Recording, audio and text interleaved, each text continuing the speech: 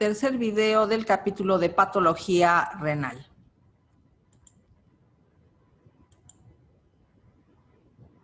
Continuamos con pielonefritis aguda y crónica. Evidentemente, la terminación itis significa inflamación.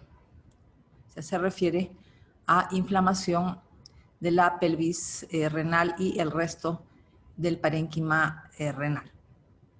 Sin embargo, también este término involucra el proceso inflamatorio de causa infecciosa de las vías urinarias bajas. La infección de las vías urinarias bajas está muy relacionada con la pielonefritis. Es una de las causas de nefritis tubulointersticial. Picos de incidencia de infección de vías urinarias. En la infancia y niñez temprana, lesiones obstructivas congénitas. En esta edad, la incidencia de varones y mujeres es similar, incluso es mucho más frecuente en varones. En la edad reproductiva, las mujeres tienen una tendencia a infecciones urinarias debido al traumatismo durante el coito. Tenemos también la uretra demasiado corta, obstrucción temporal de la vía urinaria durante el embarazo. Mujeres y varones a partir de la sexta década. Ahí hay un aumento de incidencia de infección urinaria. En el caso de los varones, la causa más frecuente, hipertrofia de la próstata. Y en mujeres, prolapso genital, cáncer de cuello uterino. Y nefrolitiasis da lugar a un aumento en la incidencia de infecciones tanto en varones como en mujeres. Esquema que muestra las vías de infección renal. Tenemos la vía hematógena. Evidentemente tiene que haber una fuente que dé lugar a la aparición de bacterias en la sangre.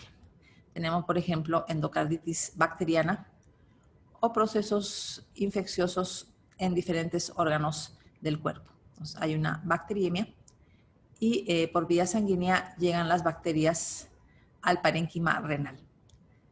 Mucho más frecuente es la infección ascendente. Las causas más comunes son bacterias gram negativas del intestino, tales como Escherichia coli, Proteus y Enterobacter, aunque también intervienen algunos agentes gram positivos, tales como el estafilococo aureus o albus. Evidentemente, si hay una infección ascendente, primero tiene que haber una colonización de la uretra.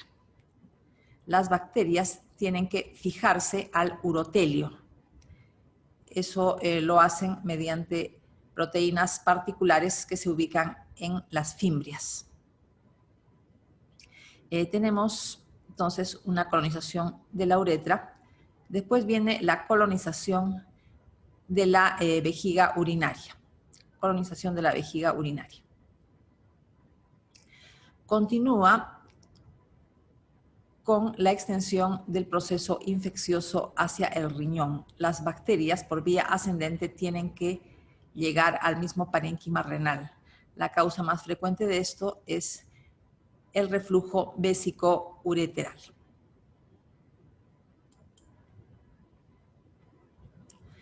Como ya mencioné, en cuanto a la vía ascendente, se inicia con la colonización bacteriana de la uretra. También mencioné la adherencia de las bacterias al urotelio, paso de las bacterias hacia la vejiga. Durante la micción, estas bacterias se eliminan, asumiendo que el proceso infeccioso de tipo bacteriano está limitado a la vejiga. Entonces, del riñón llega por los uréteres orina estéril a la vejiga. Si hay bacterias en la vejiga durante cada micción, estas bacterias salen con la orina.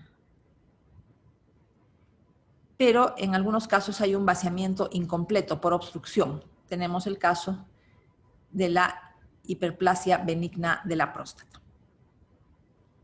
Entonces, si hay orina residual, entonces las bacterias van a permanecer en la vejiga.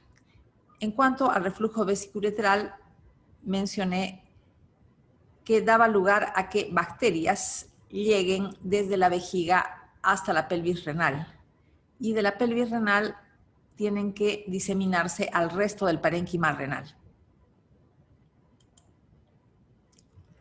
El reflujo vesicoureteral es producto de malformaciones congénitas y de vejiga neurogénica. La vejiga neurogénica da lugar a un vaciamiento incompleto o inclusive a una falta de vaciamiento de la vejiga por alteración de la función muscular.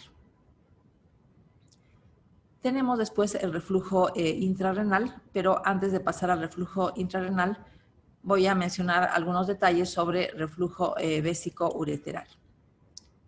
Esta es una radiografía que se presenta en el texto de Robbins, en el cual tenemos que se ha colocado sustancia de contraste en la vejiga. Y después se ha hecho una ureterocistografía postmiccional, es decir, esta es una radiografía después de la micción.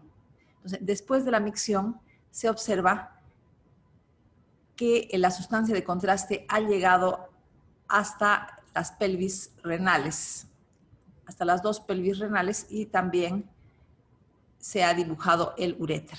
Esto evidentemente significa que durante la micción o antes de la micción, la orina ha ascendido por medio de los uréteres hasta la pelvis renal. Normalmente, el uréter desemboca en la pared de la vejiga, pero tiene una porción intravesical que es oblicua y es lo normal. Esta forma oblicua es lo normal. Entonces, cuando la persona orina, se contrae el músculo de la vejiga y se cierra la desembocadura del uréter en la pared de la vejiga. Repito que esto es favorecido por este ángulo de la desembocadura.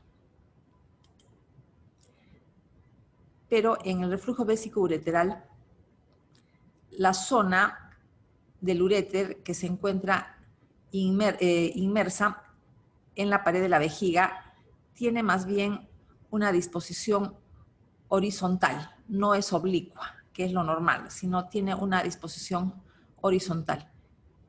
Esta disposición horizontal, que puede ser congénita o también a veces puede ser consecuencia de procesos irritativos de la pared de la vejiga o de vejiga neurogénica, favorece el ingreso de orina al uréter. Por lo tanto, esta orina, que puede tener bacterias, llega hasta la pelvis. Aquí tenemos un esquema similar para observar cómo la desembocadura tiene una orientación horizontal que favorece el reflujo vesicoureteral. Vamos a mencionar ahora algunos conceptos sobre el reflujo intrarrenal.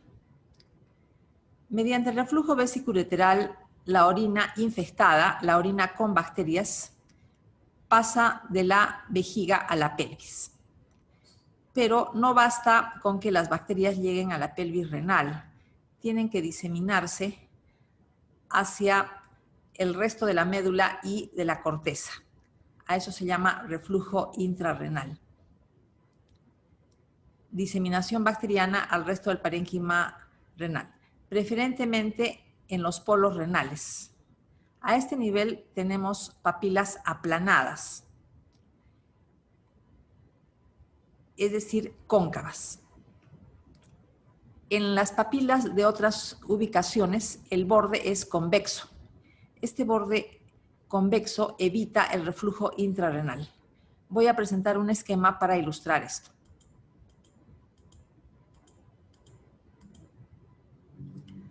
¿Qué es lo que pasa en los polos? En los polos tenemos lo que se llaman papilas compuestas, que son papilas cóncavas. Las papilas cóncavas favorecen el reflujo intrarrenal, es decir, que la orina que sube de la vejiga por medio del reflujo vesiculolateral no se quede en la pelvis renal, sino que penetre hacia los tubos colectores de la médula renal y por este medio llegue hasta la corteza. Esto es muy sencillo en las papilas de los polos porque son cóncavas. En cambio, las papilas de otras zonas del riñón son más bien convexas. Esta forma convexa de la papila se opone al reflujo intrarrenal. Se opone a la entrada de orina desde la pelvis renal hacia los tubos colectores y de ahí también previene su diseminación hacia el resto de la nefrona.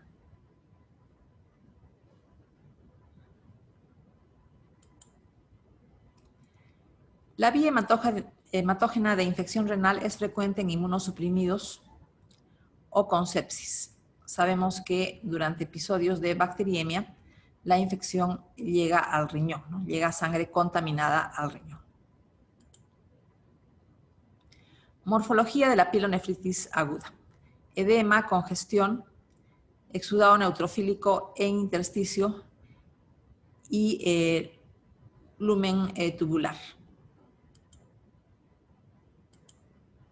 Entonces tenemos acá, por ejemplo, un túbulo con neutrófilos en su interior.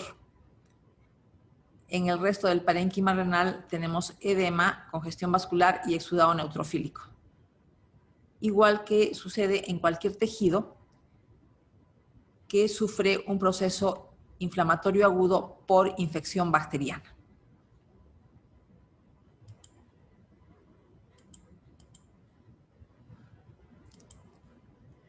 Complicación de la pielonefritis aguda, necrosis papilar. Esto es más frecuente en diabéticos. Pues tenemos pionefrosis, o sea, pus en forma de abscesos en diferentes zonas del riñón. Inclusive, el proceso infeccioso bacteriano puede extenderse al tejido adiposo perirrenal. Entonces tenemos un absceso perirrenal. Esta es una fotografía para ilustrar que en la superficie del riñón hay unas áreas blanco-grisáceas que representan zonas de supuración. Tenemos acá acúmulos de material purulento. Se ha formado pus en el parénquima renal debido al proceso infeccioso bacteriano. Nefropatía por poliomavirus. El poliomavirus es un virus que infecta a la mayor parte de la población mundial, pero el sistema inmunológico de cada persona mantiene el proceso infeccioso a raya, o sea, contiene la infección y no hay ningún tipo de daño renal. Repito, se denomina infección latente. Sin embargo, cuando pierde efectividad nuestro sistema inmunológico, es decir, hay inmunosupresión, se reactiva la infección y se puede ver nefropatía, se puede ver daño renal. Podemos observar un proceso inflamatorio en el intersticio. Acá, por ejemplo, acúmulo de células inflamatorias, linfocitos y neutrófilos. Y también inclusiones virales en las células tubulares. Se ve acá, por ejemplo, un anillo oscuro de cromatina y una parte central clara. Esta parte central clara viene a ser una inclusión viral. Un anillo oscuro de cromatina y una zona central clara que viene a ser la inclusión viral. Al microscopio electrónico, las inclusiones virales se pueden ver en el interior del núcleo.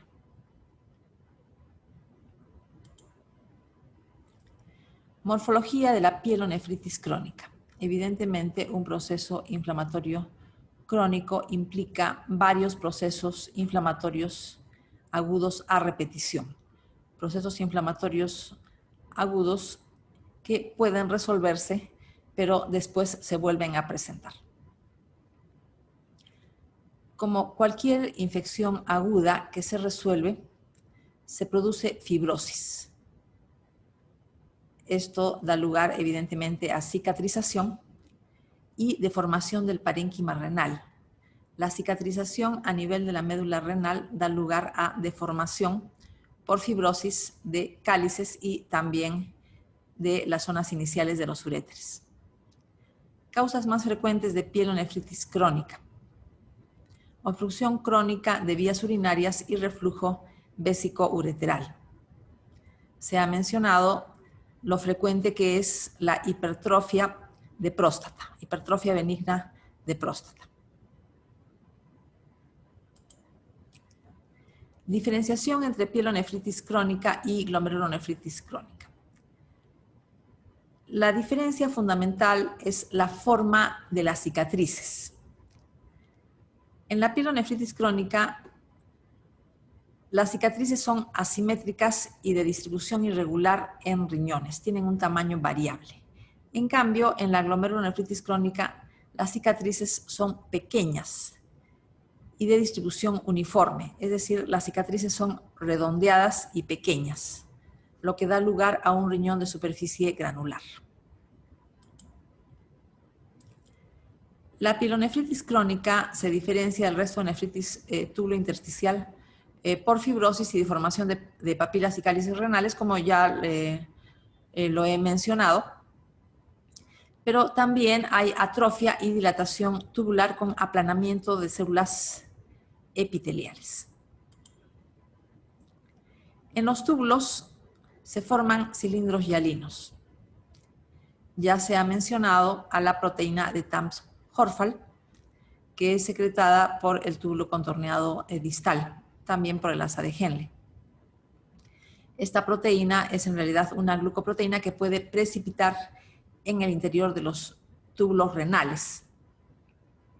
Tubo contorneado distal, tubos colectores, ahí puede precipitar, dando lugar a la formación de moldes de los túbulos, lo que da lugar a cilindros hialinos. Evidentemente, estos cilindros pueden ser hemáticos, si hay además hematuria, pueden ser también cilindros leucocitarios en el caso de una pielonefritis aguda. La presencia de cilindros hialinos, que se une a la presencia de atrofia de las células tubulares, da lugar a que zonas del parénquima renal tengan un aspecto parecido a la glándula tiroides. A eso se llama tiroidización. En el intersticio tenemos además fibrosis y células inflamatorias crónicas, tipo célula plasmática, linfocito y macrófago. Además, glomerulosclerosis focal y segmentaria y fibrosis periglomerular.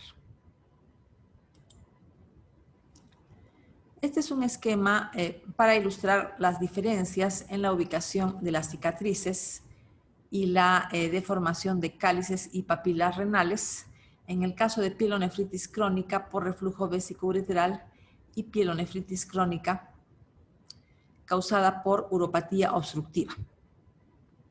¿Qué es lo que pasa en el reflujo vésico-ureteral? Las cicatrices son fundamentalmente en los polos. Ya se ha mencionado la forma particular de las papilas renales en los polos del riñón, polo superior y polo inferior. Hemos mencionado unas papilas de tipo compuesto en las que la superficie es cóncava. ¿Qué es lo que pasa en la uropatía obstructiva? En la obstrucción de vías urinarias. Hay un aumento de presión marcado a nivel de la pelvis renal por la obstrucción. Entonces, las papilas cóncavas, que no están en los polos, sino están en otras ubicaciones, pueden sufrir también reflujo intrarrenal. He mencionado que las papilas convexas se oponen al reflujo intrarrenal. Sin embargo, cuando la presión en la pelvis renal es demasiado grande, por ejemplo, frente a una obstrucción, estoy mencionando el caso de la uropatía obstructiva, se produce reflujo intrarrenal incluso a nivel de esas papilas convexas. Por lo tanto, la cicatrización y la deformación de cálices y papilas renales no solamente se produce en los polos, sino en otras ubicaciones. Cicatrices irregulares en la pielonefritis crónica. Esta es una característica propia de la pielonefritis crónica con deformación de los cálices y no se presenta en otros casos de nefritis tubulointersticial.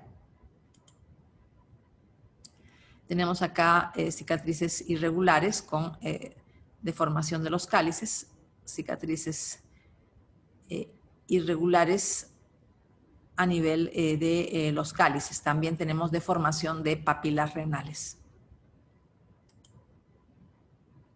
Microscópicamente se ve fibrosis intersticial, nefritis intersticial, presencia de acúmulos de células inflamatorias de tipo crónico, linfocitos, plasmocitos, histiocitos, fibrosis periglomerular. Acá en esta zona de la fotografía se puede ver la fibrosis periglomerular. Se puede ver también glomerulosclerosis. Todo el glomérulo queda convertido en una masa fibrosa, redondeada y con pocas células. Aquí tenemos también glomerulosclerosis. Y repito, el resto del parénquima, fibrosis intersticial y nefritis intersticial. Aquí tenemos un túbulo con células atróficas. Las células tienen un aspecto aplanado y hay un cilindro. Ya hemos mencionado cómo se forman los cilindros, hemos mencionado la proteína de Tamm-Horsfall. Pielonefritis santogranulomatosa. Un santogranuloma es un nódulo constituido por histiocitos espumosos, es decir, histiocitos que han fagocitado lípidos. Sucede en diferentes órganos, pero en este caso estamos hablando de manera particular del riñón. Entonces se observan masas amarillentas que tienen la composición celular ya mencionada. Las bacterias asociadas a esta forma de pielonefritis son Escherichia coli, Staphylococcus aureus y Proteus mirabilis. El hecho de que haya masas amarillentas da lugar a que existe la posibilidad de confusión con un tumor. La pielonefritis santogranulomatosa da lugar a una o más masas amarillentas. Ya he mencionado el tipo de células que presenta. Esta forma de pielonefritis puede confundirse con un tumor. Microscópicamente, acúmulos de histiocitos con citoplasma espumoso porque han fagocitado lípidos más células inflamatorias de diferente tipo. Neutrófilos, linfocitos, célula plasmática, histiocitos. Fármacos que causan nefritis tubulointersticial.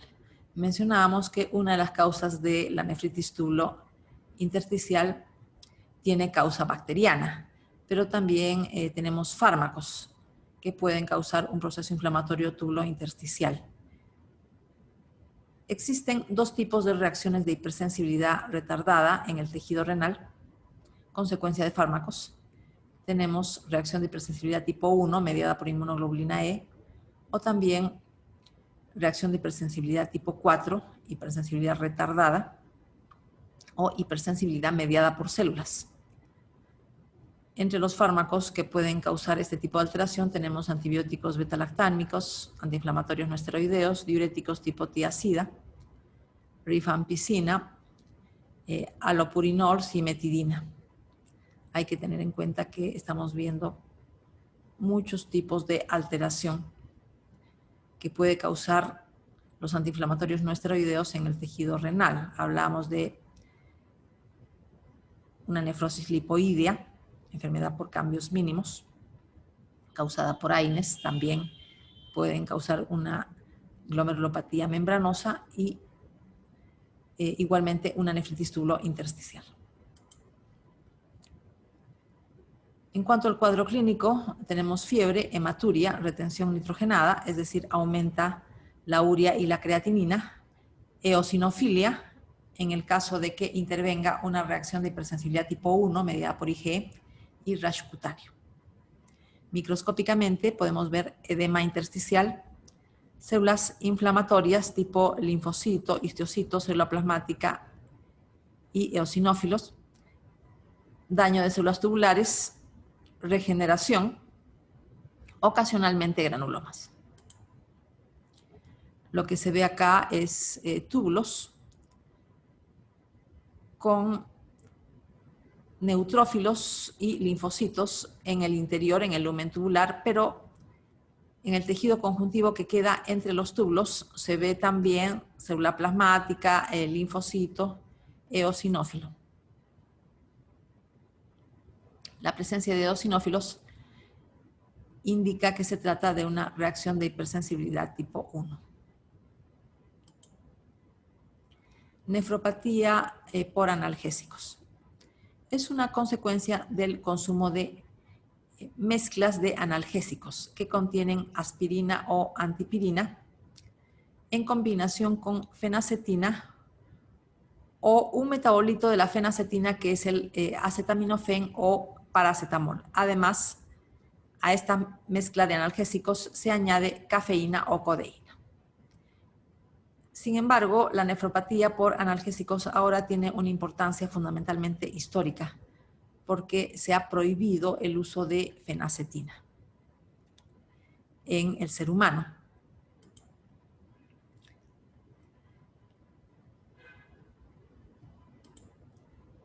Una característica propia de la nefropatía por analgésicos es la necrosis de papilas renales. Hemos visto otras causas de necrosis de papilas renales, por ejemplo, una pielonefritis crónica o pielonefritis aguda en un paciente diabético. También puede suceder en la uropatía obstructiva. Otras alteraciones de la nefropatía por analgésicos: defectos en la función tubular, incapacidad de concentrar la orina, excreción de orinas diluidas, con poliuria y nicturnia, aumento en la excreción de sodio. Las papilas renales necróticas se desprenden y pueden atascarse a nivel del uréter, dando lugar a dolores tipo cólico. La nefropatía por analgésicos puede evolucionar a insuficiencia renal crónica y predispone al desarrollo de carcinoma de células transicionales de vías urinarias. Otras causas de necrosis de papilas renales, ya mencioné, pielonefritis aguda y crónica en diabéticos, obstrucción de vías urinarias, tuberculosis renal y la anemia drepanocítica. A esto hay que añadirle la nefropatía por analgésicos que acabo de mencionar. Aquí se observa necrosis de las papilas renales. Vemos que esta papila adopta un color rojo oscuro por la necrosis y la hemorragia. Evidentemente, esta punta, esta papila, se puede desprender y atascarse en el uréter, dando lugar a cólicos. Acá tenemos también otra papila renal que tiene un aspecto necrótico, un aspecto rojo oscuro. Igualmente se puede desprender. Las papilas renales, como consecuencia de la necrosis, sufren cicatrización irregular. Entonces, tenemos que esta cicatrización irregular de las papilas necróticas contribuye a la deformación de las papilas renales y de los cálices renales.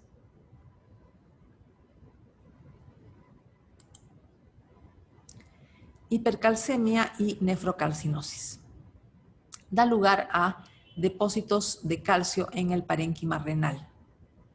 Tenemos también que algunas veces la hipercalcemia se acompaña de hipercalciuria y el aumento de calcio en la orina predispone a la formación de cálculos que contengan calcio.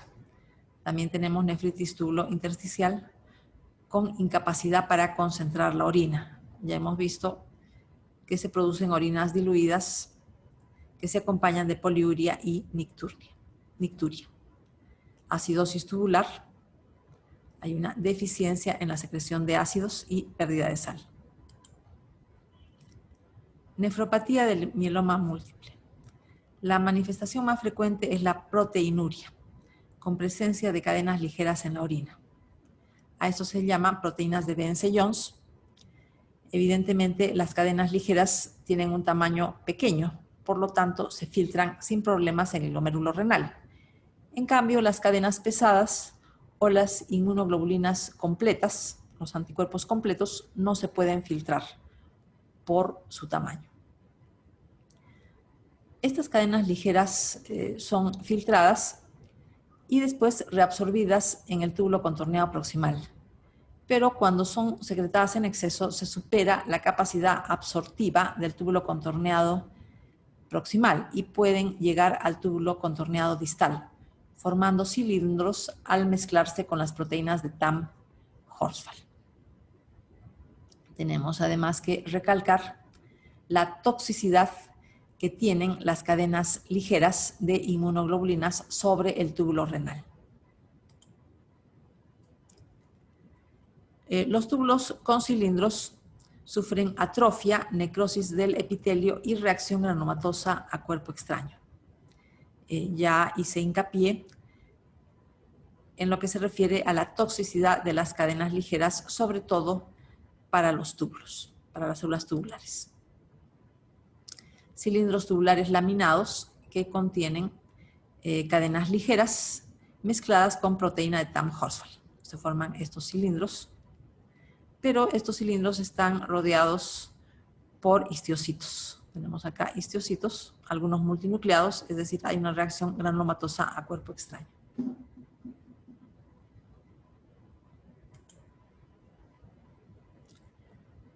Pasamos a las alteraciones vasculares del riñón. Empezamos con nefroesclerosis benigna. Puede ser consecuencia de hipertensión, pero los mismos cambios se pueden observar en los riñones de los adultos de la tercera edad. Es decir, también puede ser la nefroesclerosis benigna consecuencia del envejecimiento. Sucede inclusive en personas de la tercera edad que nunca hayan padecido de hipertensión arterial. La diabetes empeora la severidad de las alteraciones. Hay una correlación poco constante entre el grado de hipertensión y el daño al riñón. Alteraciones microscópicas en la nefroesclerosis benigna. Tenemos la arterioloesclerosis hialina. Hay un engrosamiento de la pared arteriolar por depósito de material eosinófilo homogéneo y disminución del lumen vascular. Esto evidentemente va a producir isquemia. ¿Por qué se produce la arterioloesclerosis hialina? Porque pasan proteínas del lumen vascular a la pared de la arteriola. Entonces tenemos aquí lumen vascular pequeño, evidentemente eso explica la isquemia en la arterioloesclerosis hialina. Hay un engrosamiento de la pared de la arteriola y microscópicamente hay un aspecto eosinófilo homogéneo. Ya he mencionado que proteínas de la sangre pasan a la pared de la arteriola. Tenemos también engrosamiento de la íntima, hipertrofia de la capa media, reduplicación de la lámina elástica. A eso se llama arteriosclerosis hiperplástica. Entonces tenemos ya dos tipos de daño arteriolar: arteriolesclerosis hialina y la arteriolesclerosis hiperplásica. En los glomérulos tenemos fibrosis en el espacio de Bowman a nivel de los capilares y a nivel periglomerular.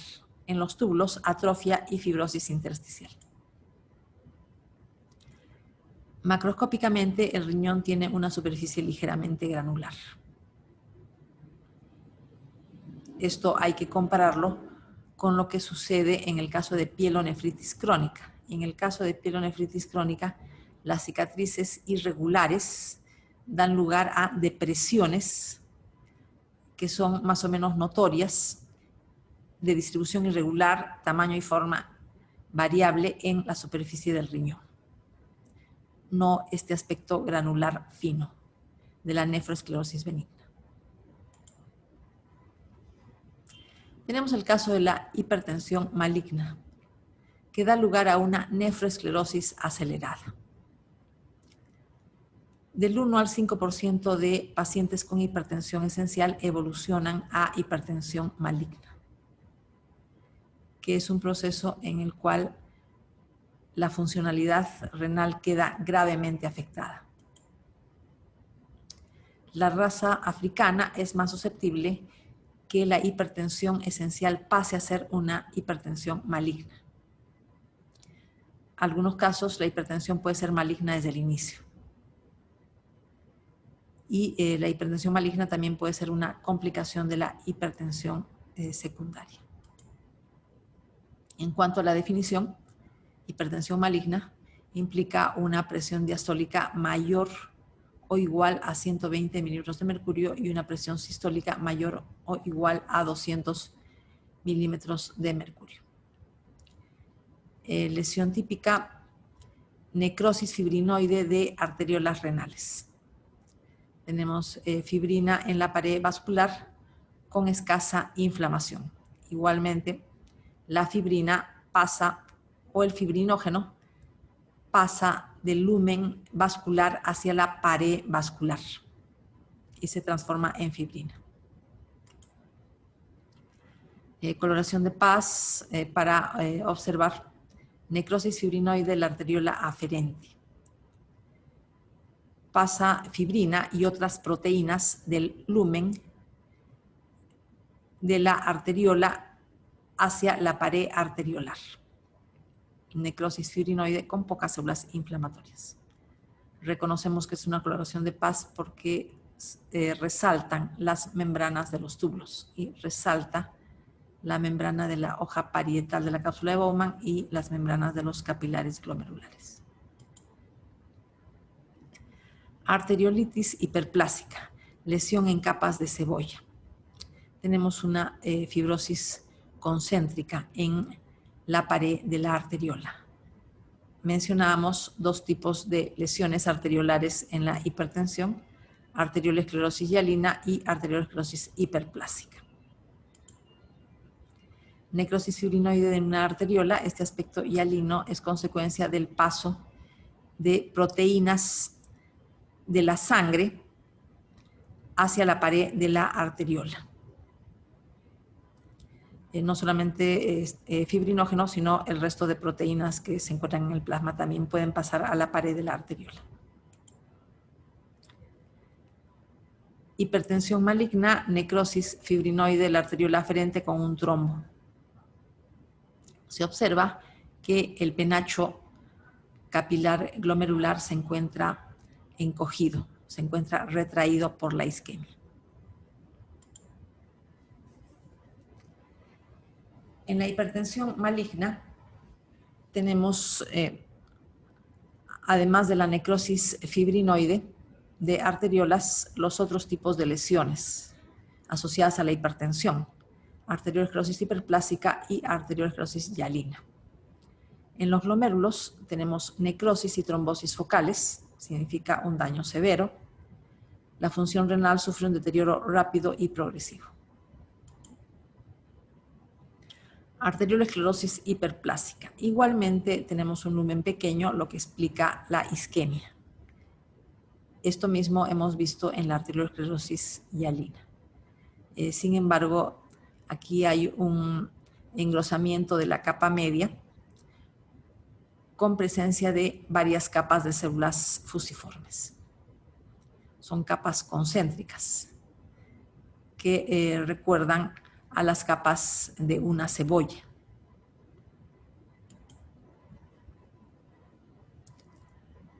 Continuando con las alteraciones vasculares renales. Estenosis de la arteria renal. Puede afectar solamente a una arteria o puede afectar las dos arterias renales. Da lugar a hipertensión renovascular. La hipertensión renovascular da lugar a hipersecreción de renina, estimulación del eje renina-angiotensina-aldosterona como consecuencia de la isquemia. Ya sabemos que la renina es producida por el aparato yuxtaglomerular frente a la isquemia, una consecuencia de la isquemia.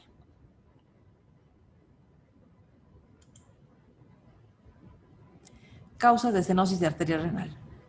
Ateroesclerosis hemodinámicamente significativa de una o ambas arterias renales.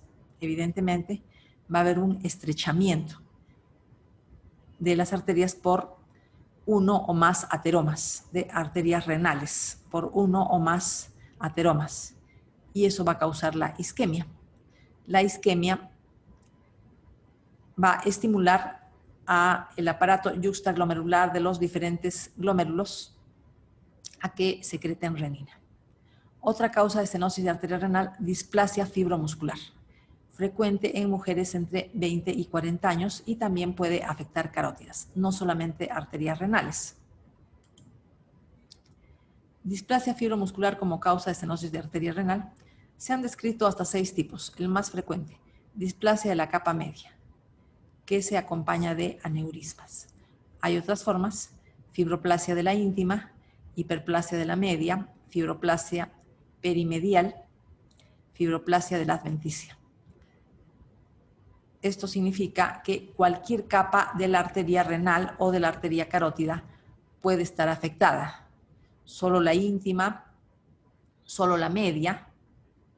Tenemos la zona interna de la capa media, la zona externa y también la adventicia. Cualquiera de las 3 capas de arterias renales o carótidas puede afectarse, como estoy indicando. En cuanto al compromiso de carótidas, tenemos que pueden haber zonas de estrechamiento y dilatación, un aspecto arrosariado. Esa es una posibilidad.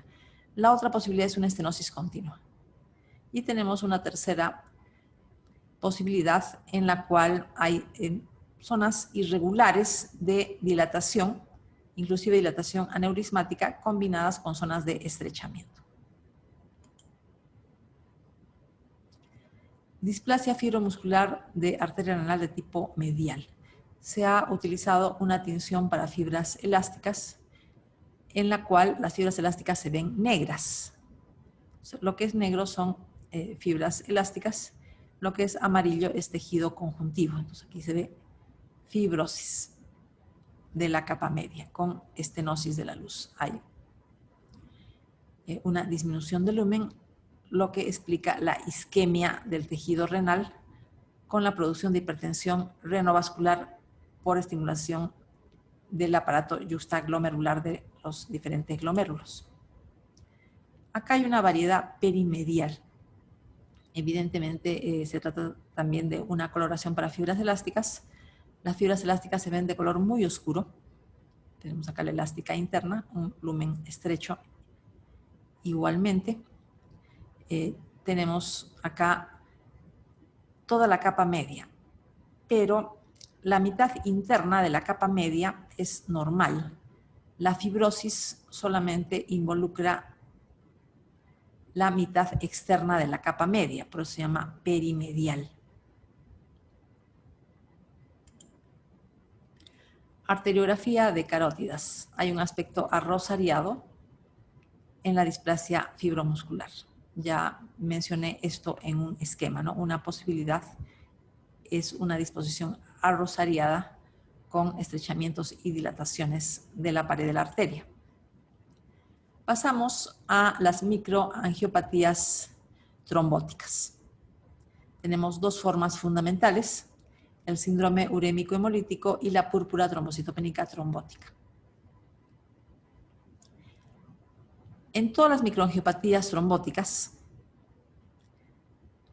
las características son insuficiencia renal aguda, anemia hemolítica microangiopática y trombocitopenia. Es decir, hay un consumo de plaquetas debido al proceso trombótico. Puede afectar a niños y a adultos.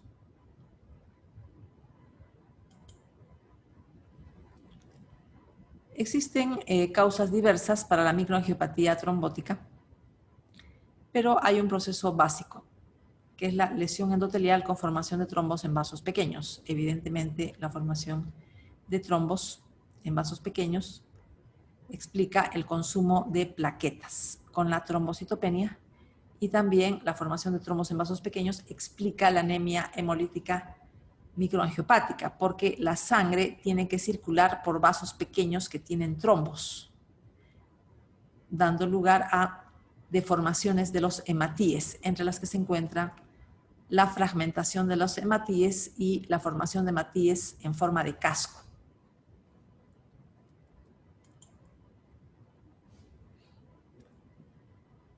Repito, los hematíes sufren daño al circular por el lecho vascular alterado y con microtrombos. Esto es la anemia hemolítica microangiopática. En el frotis de lámina periférica vamos a ver fragmentos de hematíes y hematíes en forma de casco. Se les llama también células Helmet. Helmet significa casco en inglés. Entonces, tenemos unos hematíes deformados, fragmentos de hematíes, pedazos de hematíes. Los hematíes, por muy flexibles que sean, cuando pasan por vasos que tienen trombos, pueden fragmentarse o pueden deformarse hasta adoptar estas formas de casco o lo que se llama células Helmet. Otros eventos que intervienen en las microangiopatías trombóticas. Disminución de la producción de vasodilatadores, tales como la prostaciclina y el óxido nítrico. La prostaciclina, además de vasodilatador, es también un antiagregante plaquetario. Aumentan también los vasoconstrictores, tales como tromboxano A2 y la endotelina 1. El tromboxano A2 no solamente es vasoconstrictor, sino también proagregante plaquetario. Otro evento que puede intervenir en la patogénesis de la microangiopatía trombótica es el hecho de que el endotelio produce multímeros grandes del factor de von Willebrand, que promueven la activación plaquetaria. Se activan las plaquetas de manera directa, provocando fenómenos trombóticos. Normalmente esto no sucede porque existe una enzima que es la enzima Adams 13, cuya función es degradar a estos multímeros grandes del factor de von Willebrand a multímeros más pequeños, que no tienen la capacidad de activar las plaquetas de manera directa. Pasamos a algunas formas clínicas de las microangiopatías trombóticas. Mencionábamos dos formas clínicas fundamentales: síndrome urémico hemolítico y la púrpura trombocitopénica trombótica. Causas del síndrome urémico hemolítico infantil: daño endotelial por toxinas bacterianas. Estas toxinas pueden ser producidas por infecciones de algunos tipos de Escherichia coli enterohemorrágica, tales como el tipo O157H7. Esta forma de Escherichia coli enterohemorrágica produce una verotoxina, que es una toxina similar a la que produce Shigella disentérica, por eso se llama toxina tipo Shiga. Tenemos también las toxinas de Shigella disentérica que lesionan el endotelio, dando lugar a procesos trombóticos. Otras infecciones también pueden producir daño endotelial con la producción de procesos trombóticos. Tenemos tifoidea, infección por Klebsiella, pseudomonas, infecciones virales, SIDA, etc. Causas del síndrome urémico hemolítico del adulto: anticuerpos antifosfolípido dañan al endotelio. Sabemos que puede producirse síndromes de anticuerpos antifosfolípido de manera primaria, o sea, como fenómeno aislado o como parte del lupus eritematoso sistémico. Desprendimiento prematuro de placenta, otra causa de síndrome urémico hemolítico del adulto. Fármacos que dañan al endotelio o producen hipercoagulabilidad: mitomicina C, ciclosporina A, antiinflamatorios no esteroideos, bleomicina, cisplatino. Esclerodermia, radiación, trasplante renal e hipertensión. Síndrome urémico hemolítico familiar. Tenemos activación incontrolada del complemento por defectos genéticos. Por eso se dice síndrome urémico hemolítico familiar. Es decir, se hereda. Deficiencias genéticas de las proteínas H, de las proteínas I y CD46, que son reguladoras del complemento. El complemento permanece activo durante tiempos prolongados, dando lugar a fenómenos microtrombóticos.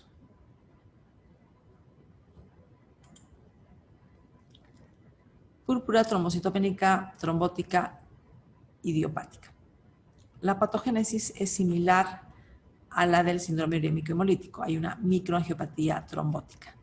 La diferencia es que los trastornos neurológicos dominan el cuadro clínico. En el síndrome urémico hemolítico, la insuficiencia renal domina el cuadro clínico. Sin embargo, los procesos microtrombóticos son predominantemente en el cerebro, en la púrpura trombocitopénica trombótica, pero es igualmente una microangiopatía trombótica. Causa de la púrpura trombocitopénica trombótica idiopática, defecto congénito o adquirido de la enzima ADAMTS13. Ya hemos mencionado la función normal de la enzima ADAMTS13, degradar los multímeros grandes del factor de von Willebrand. ¿En qué casos hay defectos congénitos?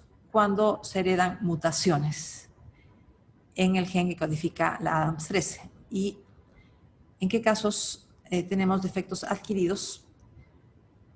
Se trata de procesos autoinmunes con anticuerpos contra la enzima ADAMTS13.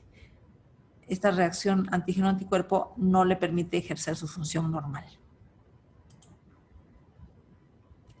Alteraciones morfológicas en las microangiopatías trombóticas, trombos y necrosis fibrinoide en arteriolas renales, incluyendo arteriolas aferentes, arteriolas interlobulares. Tenemos también engrosamiento de la íntima e hipertrofia de células de la capa muscular. En los glomérulos, necrosis focal, trombos y engrosamiento de la pared capilar. En esta fotografía se puede observar trombos dentro del glomérulo. Es una coloración parafibrina. Entonces, los trombos de fibrina, que contienen además plaquetas, se ven en rojo. Entonces, tenemos aquí los trombos. Hemos dicho que se trata de una microangiopatía trombótica. Síndrome urémico hemolítico, dilatación aneurismática de la arteriola aferente, con presencia de un trombo. Otro hallazgo morfológico del síndrome urémico hemolítico, estenosis de los vasos por engrosamiento de la íntima. Lumen de los vasos disminuido. Por engrosamiento de la íntima tenemos fibrosis de la íntima. Evidentemente esto empeora la isquemia. Esquema para ilustrar cambios en el glomérulo. Tenemos hinchazón de las células endoteliales. O sea, hay un edema intracelular a nivel del endotelio. Tenemos una estrechez del lumen capilar y tenemos una expansión subendotelial. A este nivel se deposita fibrina, entonces se ensancha la zona subendotelial.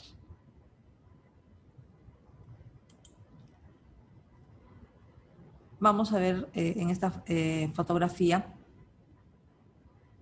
con microscopio electrónico edema subendotelial.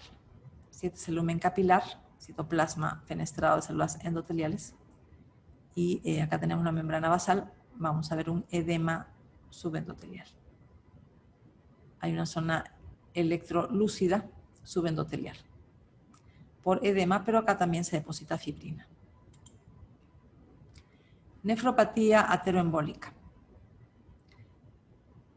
Tenemos que los émbolos de colesterol se pueden desprender de aorta y se depositan en arterias del riñón. Ese desprendimiento puede ser espontáneo o por procedimientos médicos, arteriografías o cateterismo cardíaco. Entonces, repito, se atascan estos émbolos desprendidos en arterias renales de diferente calibre.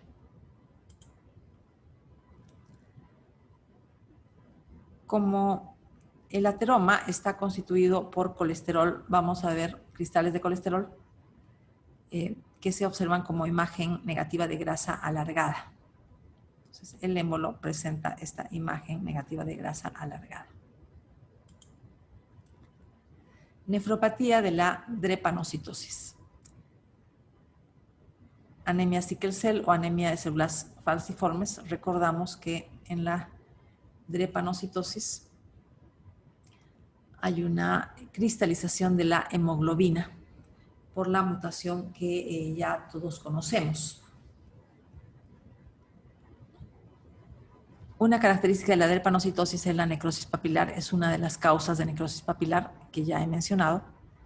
Tenemos también que estos hematíes con la hemoglobina cristalizada adoptan una forma alargada de media luna y se atascan en capilares pequeños, produciendo obstrucción. Por lo tanto, producen microinfartos.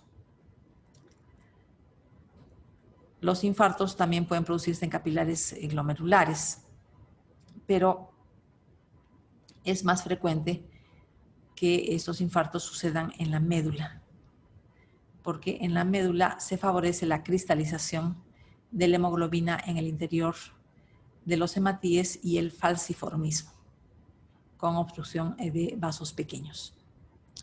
Otros hallazgos, esclerosis glomerular y fibrosis intersticial. Glomerulonefritis membrano proliferativa con síndrome nefrótico y predisposición a un tipo particular de carcinoma celular renales. La isquemia de la médula renal, debido al falciformismo a nivel de vasos pequeños de la médula renal, da lugar a dificultades para concentrar la orina, acidosis tubular distal y trastorno en el mecanismo distal de secreción de potasio. Entonces, tenemos una serie de alteraciones de la función tubular. Además, hematuria. Ya mencioné por qué el falciformismo es más frecuente en los vasos de la médula renal. Porque a dicho nivel hay hipoxia y tenemos un ambiente hipertónico.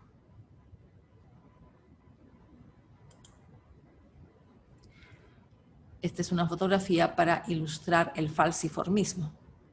Por la cristalización de la hemoglobina, los hematíes ya no tienen esta forma de discos bicóncavos, sino tienen esta estructura rígida, alargada y curvada, ¿no? En forma de hoz o en forma de media luna.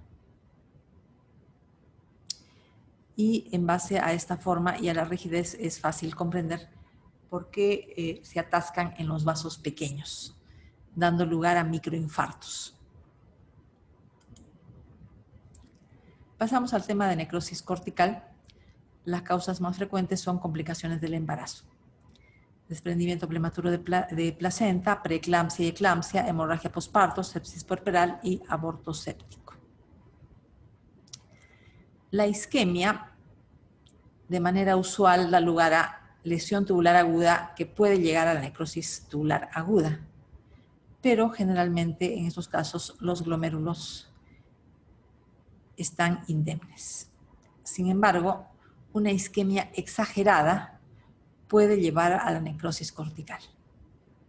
O sea, es una isquemia mucho más grave que el grado de isquemia necesario para causar únicamente lesión tubular aguda o necrosis tubular aguda. Otras causas de necrosis cortical: infecciones bacterianas graves, hemólisis masiva, quemaduras graves, deshidratación severa, rechazo hiperagudo del trasplante renal, tóxicos, polietilenglicol, pirazolonas, fósforo, veneno de serpiente. Vemos acá necrosis cortical. Esta zona pálida son las zonas necróticas.